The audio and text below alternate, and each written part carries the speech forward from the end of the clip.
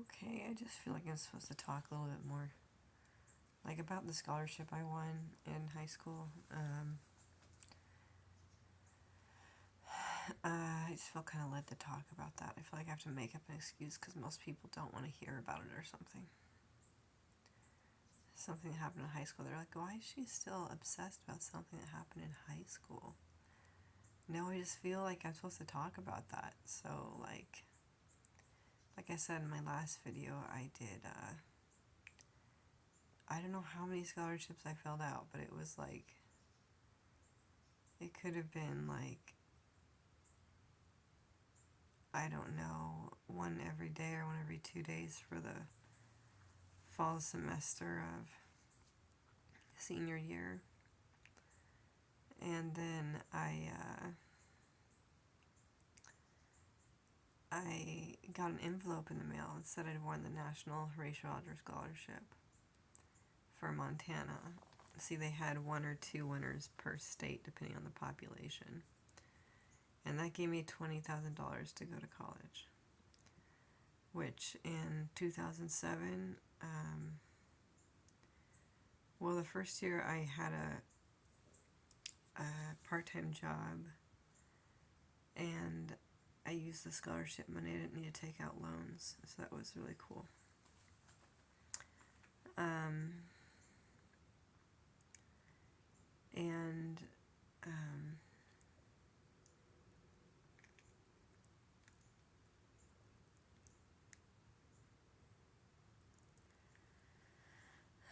but I don't know what else.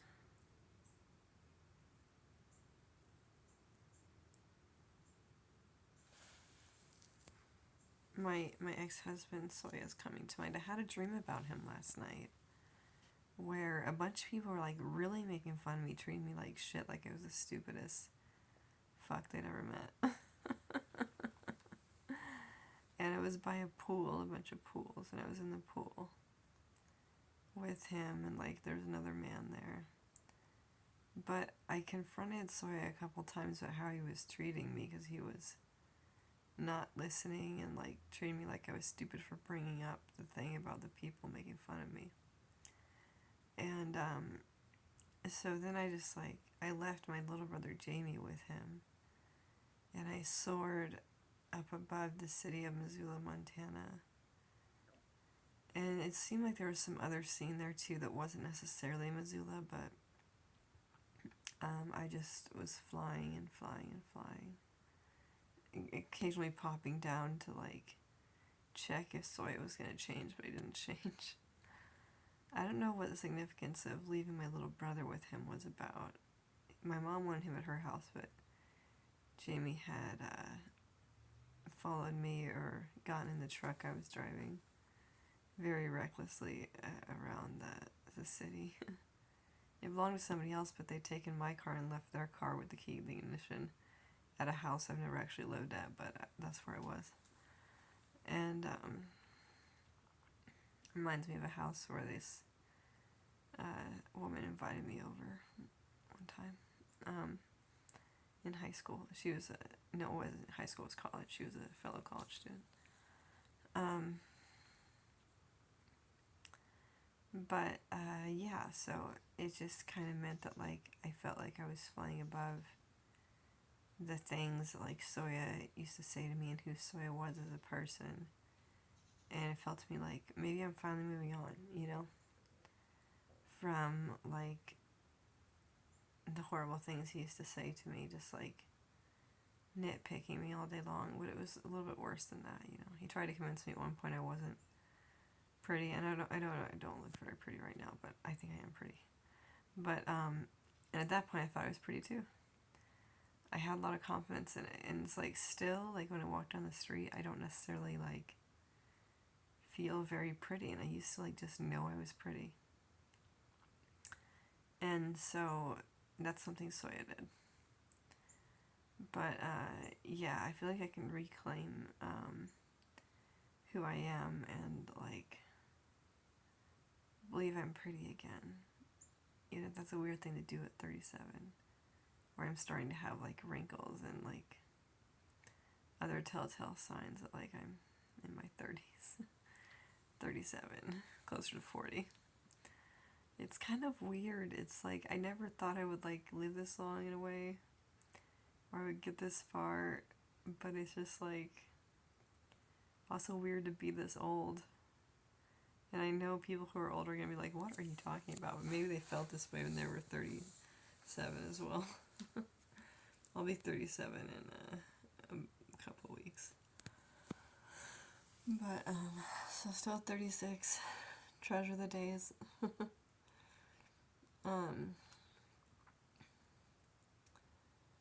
But yeah, I saw something yesterday on YouTube, and it was like kind of reminding me of something. Like,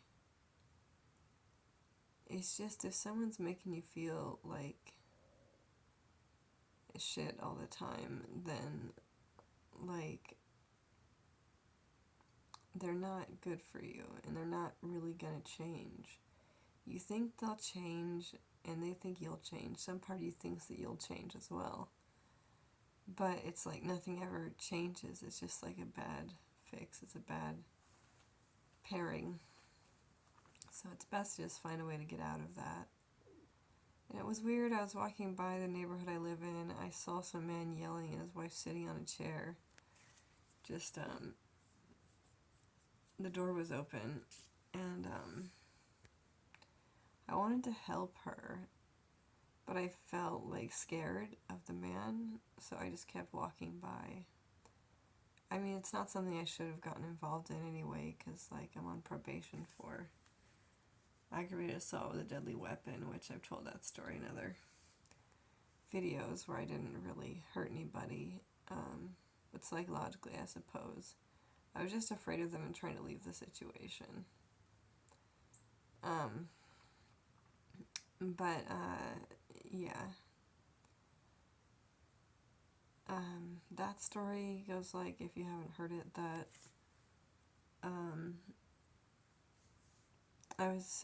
I hit another vehicle at, like, around midnight in Texas, and, my car almost tipped to the right, almost rolled over, but it got back on the street, which felt like heaven was watching me and, like, watching out for me. And, they came up to my door and they tried to open it.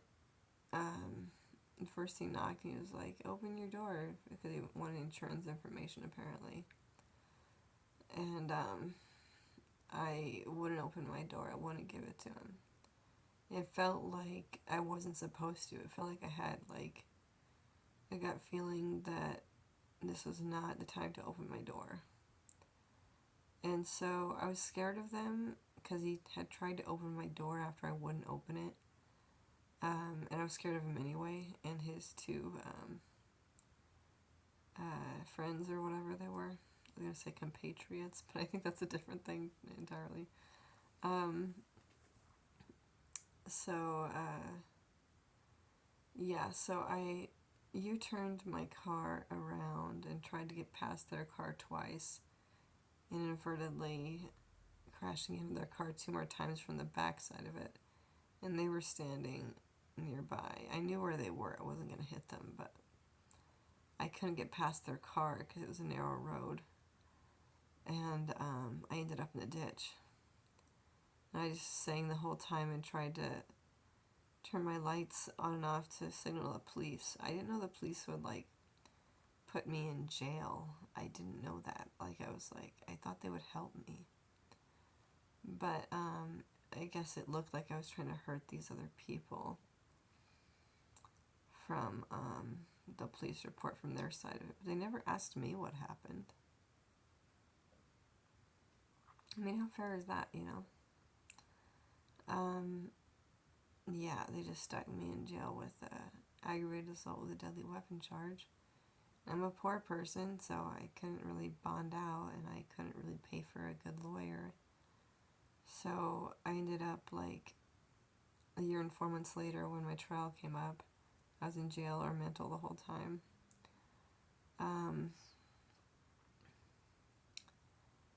Yeah. Well, I'll continue this story later. I just want to eat my breakfast. Okay.